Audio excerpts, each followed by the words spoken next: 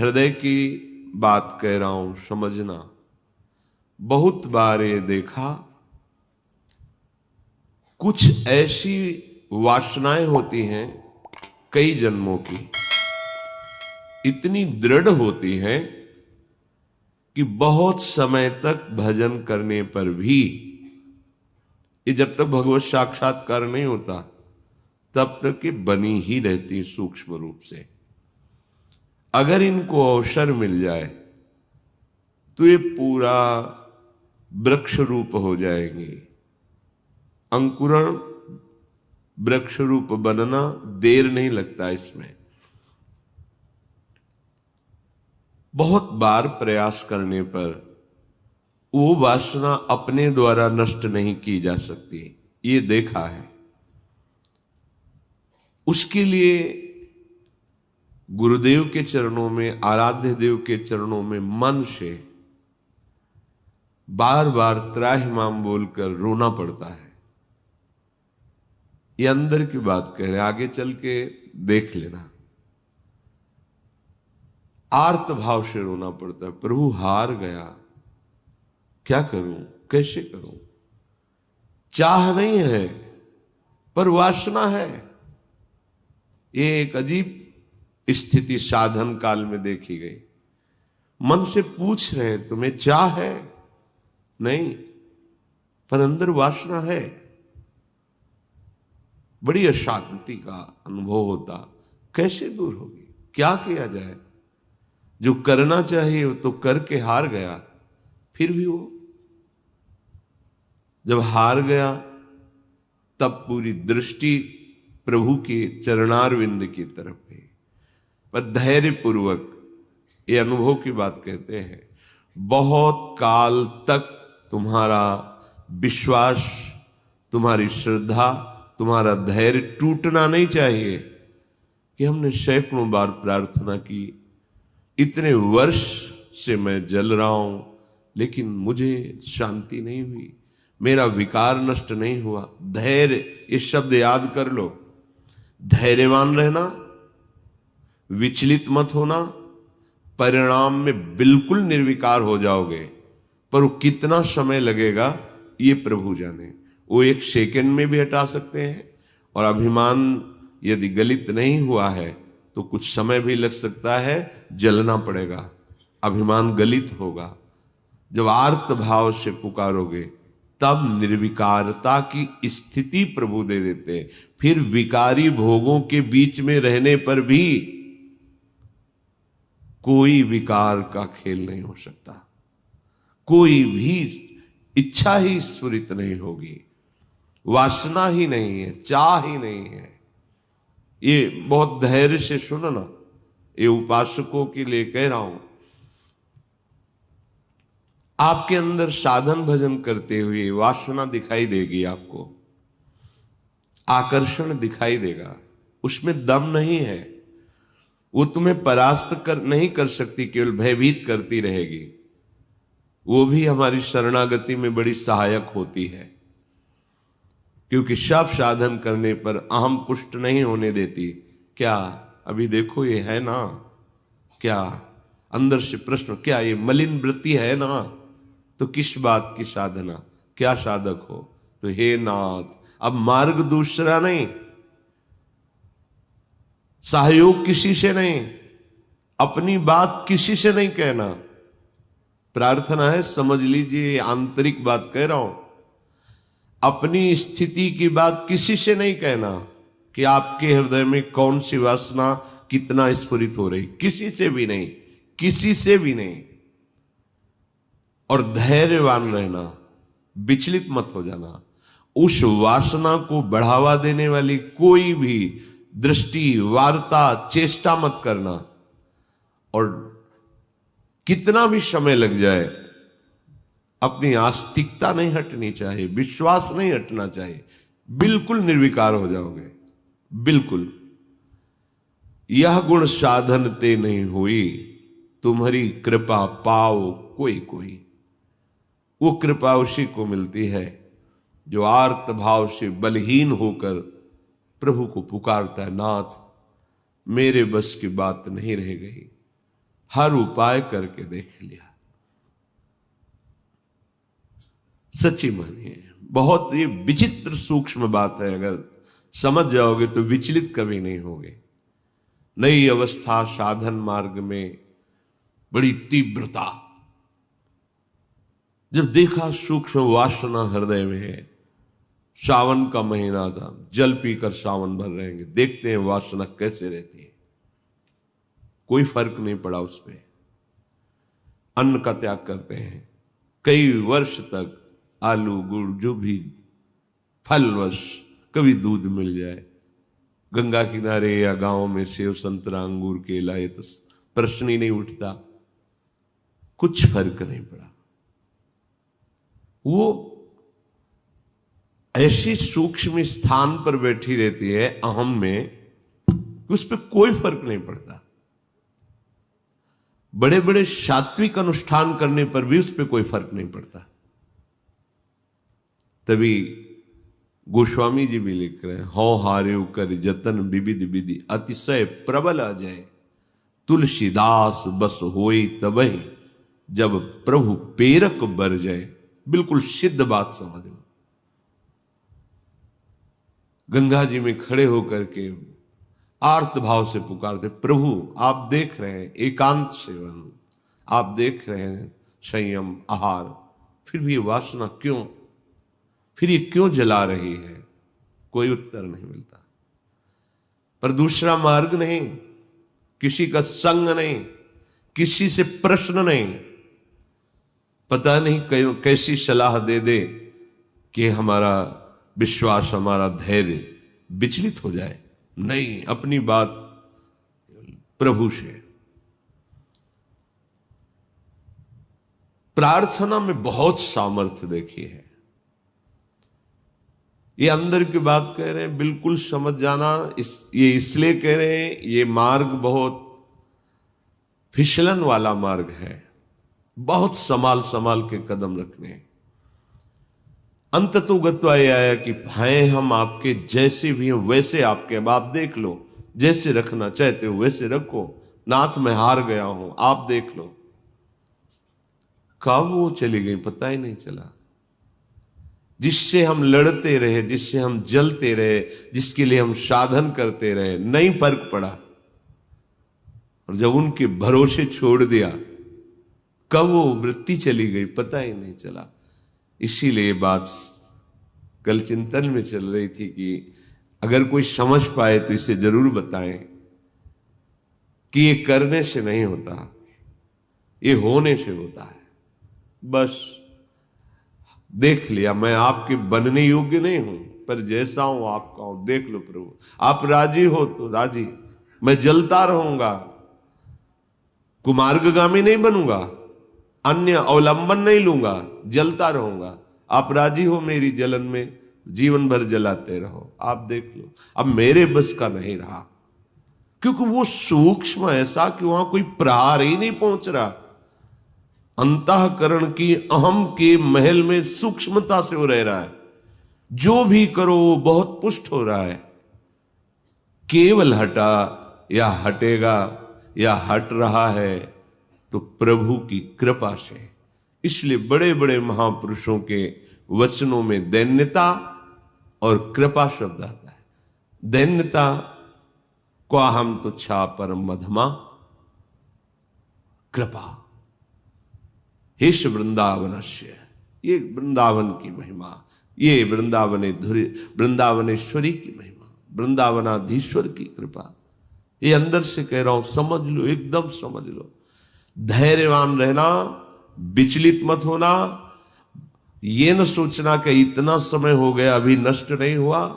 बिल्कुल नष्ट हो जाएगा, पता ही नहीं चलेगा। जैसे आप कब जवान हुए, कोई तारीख, कोई तिथि, किस दिन आपकी दाढ़ी मूछ उगी, आपने समय तारीख, ऐसे वो घड़ी भी याद नहीं रहेगी कब आप निर्वासनिक हो गए। कभी स्मृति में आएगा, अच्छा ये तो बहुत वर्षों से जलाया, वो तो ढूंढे भी नहीं मिल रही वृत्ति, गई। देखो प्रभु की कैसी कृपा हुई, ऐसा अनुभव होता है। श्रीपाद कह रहे कि शास्त्र और गुरुदेव के वचन करोड़ों बार समझाए जा रहे, तुम्हें समझ में नहीं आ रहा। जिससे लोक निंदा हो, ऐसी चेष्टाएं, ऐसे आचरण, तुम क्यों संयम में नहीं रह रहे? देखो, इतना तो है कि हृदय जल रहा है, पर चेष्टाओं पर अंकुश होना चाहिए। हृदय में चाहत जला रही है संसार के भोगों की, पर हम बाहर से संयोग नहीं होने देंगे। तो उससे क्या होगा? वो क्रमशः हर बार कम होती चली जाएगी, शांत होती चली जाएगी, पर पूर्णतया निर्विकार स्थिति ये भगवत कृपा से होती है। मनागपि च नोत्सहे हत मनो युवत्या हृतम निरोधुमत ईदृशम किम विताश वृंदाटवी। ए भाई, अपने भाग्य को नीचा मत गिराओ। माया के द्वारा अपरहित मन से अधर्माचरण मत करो, बहुत पछताना होता है। प्रमाद स्थिति में समझ में नहीं आता, गलती हो जाती है। जब गलती हो जाती तो उत्साह नष्ट हो जाता है, तो लगता है अब क्या, फिर वो गलती पे गलती, गलती पे गलती करता हुआ, फिर उसको लगता है इसके बिना तो मैं जी ही नहीं सकता। गया हतभाग्य, नीचे गिर गया, भाग्य नष्ट हो गया उसका। जो मनुष्य जीवन, दिव्यता, भगवत तत्व का बोध, भगवत प्रेम प्राप्ति, जगत मंगल करने वाला, वो गिर गया। जहां हमें ये बनना चाहिए था, वहां हम वासना के अधीन हो गए। श्रीपाद कह रहे हैं, अगर कोई रोक सकता है मुझ पतित को, निरुद्ध मत ईदृशम किम विताश वृंदाटवी, तो मुझे वृंदावन रोक सकता है। श्रीपाद की निष्ठा धाम की अद्भुत है। ये धाम मुझे निर्विकार कर देगा। हिया फिरे स्वार्थ आपने, भजन गए फिरे बाह। श्री ध्रुवदास। वृंदावन का जिसको अनुभव हुआ तो देखा है कि वृंदावन का आश्रय ले ले तो धीरे धीरे वो हृदय को निर्विकार कर देता है, प्रिया प्रीतम में कर देता है। यहां से बाहर जो आते जाते जन अनुभव करें, यहां एक आते ही एक दिव्यता है, एक अलौकिक निर्विकार की स्थिति अपने आप यहां है। बाहर निकलते ही वो भजन, वो आनंद, वो चिंतन अपने आप हट जाता है, क्योंकि त्रिगुणात्मिका माया का प्रवाह है। ये धाम है। जो निरंतर धाम में वास करते हैं, अगर वो सावधान होकर के रहने से रहे, तो श्रीपाद कह रहे हैं कि राधा कीर्ति सुधा रसेन रसना, रात्रिं दिवं पूर्यता, श्री वृंदा विपिने तदीय पदयो, कैंकर्य में वार्थ्याम, धैर्यं स्वर्णमयी सितुर्नववयो, रूपश्रिया हार्यताम्, प्रेमाश्रुत पुलकादि भाव विभव, व्यक्त्या जगत्तार्यताम्। यदि आप रहनी से रह गए वृंदावन में, तो आपके हृदय का परिवर्तन होना प्रारंभ हो गया। आपको श्री जी की चर्चा, प्रभु की चर्चा, ये अमृत जैसी लगने लगेगी। जैसे देखो, आपको कोई कहे कि 3 बजे रात्रि के जग के दिनचर्या करके स्नान आदि आपको पहुंचना है, कितना बोझा लगेगा इस समय सोना छोड़ करके दिनचर्या। लेकिन बिना किसी कष्ट के आप, बिना किसी विषाद के आप बिल्कुल उत्साहित होकर, तैयार होकर सत्संग में आते हैं। ये वृंदावन की कृपा है, जो हमारे मन को ऐसा किया गया है। नहीं तो शरीर सुख में ही हम संतोष किए हुए बैठे हैं, परमार्थ की, अध्यात्म की वृत्ति की तरफ है ही नहीं। वर्तमान के भोगों में मगन हुआ प्राणी वो भविष्य को नहीं देख पा रहा है कि मेरी अमूल्य श्वासें, मेरा अमूल्य समय व्यर्थ में नष्ट हो रहा है। शरीर छूटने के बाद फिर पछताना ही पछताना है। कोई वस्तु, व्यक्ति, स्थान, पद हमारे साथ नहीं है। केवल प्रभु का नाम, प्रभु का चिंतन, प्रभु की सेवा, सत्संग, यही सत्य सच्चिदानंद है। यही तुम्हें शरीर छूटने के बाद परम सुख देगा। देखो, लौकिक सुखों के भोगों में लोग प्राण त्याग रहे हैं। तुम्हें एक जरा सा विवेक केवल धारण करने की जरूरत है। तुम्हें खुद दिखाई देगा कि सब धोखे में जीवन नष्ट हो रहा है। अज्ञान है इसलिए नहीं समझ में आ। थोड़ा सा विवेक, थोड़ा सा ज्ञान जागृत हो तो आप वैराग्यवान बन जाएंगे अंदर से। यदि आपको प्रभु की कथा वार्ता अच्छी लगने लगी है, बड़ी कृपा हो गई है। रोग का प्रभाव कम होने लगा है। नहीं, यह हरिचरित सुहाता नहीं है। जब हृदय मलिन होता है तो भगवत चर्चा नहीं सुहाती। राधा कीर्ति सुधा रसेन, रसना, ऐसा आपका जीव का स्वभाव बन जाए। चतुराशी जी, आपका जीवन बन जाए। गुनगुना रहे हैं पद या किसी भी ध्वनि में राधा नाम गुनगुना रहे, आपकी रसना पवित्र हो रही है, आपकी वाकेंद्री पवित्र हो रही है। जब राधा राधा बोलते हैं तो ये जो रस निकलता है मुख में, ये बहुत बड़ा चरणामृत है। जैसे हम नाम का स्नान कराते तो चरणामृत होता है ना। राधा राधा राधा, तो जो अंदर ये जब हृदय में पहुंचता है तो पापों का नाश करता है। राधा राधा राधा राधा राधा, ये तो जो निकला ये महान चरणामृत है। हृदय में जाकर पापों का नाश करता है, ये अकाल मृत्यु का नाश कर देता है। राधा नाम जपने से अकाल मृत्यु नहीं होगी, ये चरणामृत जा रहा है। राधा नाम अभी प्राण छूट जाए श्री जी को प्राप्त होगे, जिसका नाम वहीं धाम में पहुंच जाओगे। राधा नाम चल रहा है, कोई तुमसे भूल चूक हो गई, असत क्रिया हो गई, तत्काल भस्म हो जाएगा, उसका दंड नहीं भोगना पड़ेगा। इसका मतलब ये नहीं कि हम उत्साहित होकर पापाचरण करें, नहीं। कोई असावधानी, कोई त्रुटि, तत्काल वो जमा नहीं होगा, जाके कर्म वो जमा नहीं होगा, उसी समय भस्म हो जाएगा। विशेष है तो उसी समय आपको दंड मिल जाएगा। आप चबेटा लगा, गिर गए, आपको ठोकर लगी, अब कुछ हुआ, तत्काल शरणागत के लिए हिसाब आगे नहीं रखा जाता। तत्काल जलन हुई, तत्काल कोई चोट लग गई, तत्काल कोई कटु वचन बोल दिए, हृदय जला, शांत, वो पाप नष्ट। रात्रि दिवम पूर्यताम, पूरा समय जो जागृत का है, प्रभु की महिमामयी लीलाओं को गुनगुनाते हुए, श्रवण करते हुए। देखो कितना बढ़िया कलयुग की कृपा है। आप अपने घर में सत्संग चला के रख दे, पूरे कार्य करें, वो वातावरण भागवतिक और शब्द सत्संग के पढ़ रहे हैं। जैसे एकाग्रता पूर्वक सुने तो और अच्छा है, पर भजन करने में मन भागता है।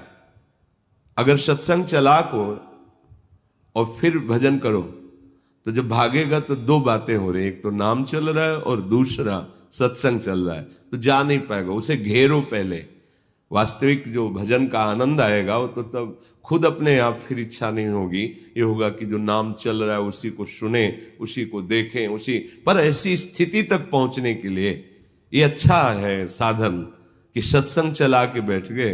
अब 1 घंटा का सत्संग चल रहा है और माला लिए बैठे, मन भागने की कोशिश करे सत्संग में, उसे 2 में पकड़ो। सत्संग चल रहा है, नाम चल रहा है, पकड़ा रहे।